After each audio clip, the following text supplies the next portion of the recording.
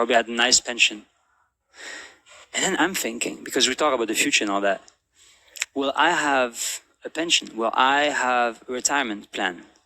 How will that be? How will that look like? Because hearing all that, I feel like, no, that's probably not going to be the case, or at least not the way the ones that are enjoying it today. Yeah, I mean, to some extent, those systems are Ponzi-like.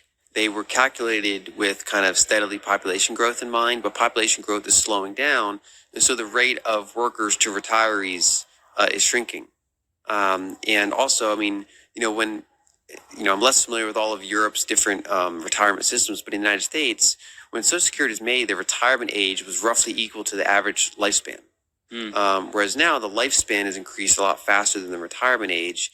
And so, instead of 40 years of work kind of covering your handful of later years, your 40 years of work are supposed to cover 20 or 30 years of like post-retirement life in many cases.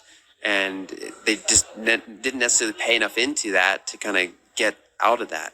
And so in the United States, Social Security's, for decades, they kind of paid more into it. But now that we're on the later part, where there's people retiring and consuming at a faster rate than new money's coming in, the whole trust fund is expected to decrease to zero by around 2034, 2035. Depends on a couple variables. And at that point, unless they do tax increases or cuts or just print the money, that their payouts are going to get cut by like a third. And so, yeah, I don't necessarily expect to receive any sort of assistance, or if I do, it'd be very small compared to what people are receiving now. And so any retirement saving I have has to be on me, while I'm also paying for other people. And I think that in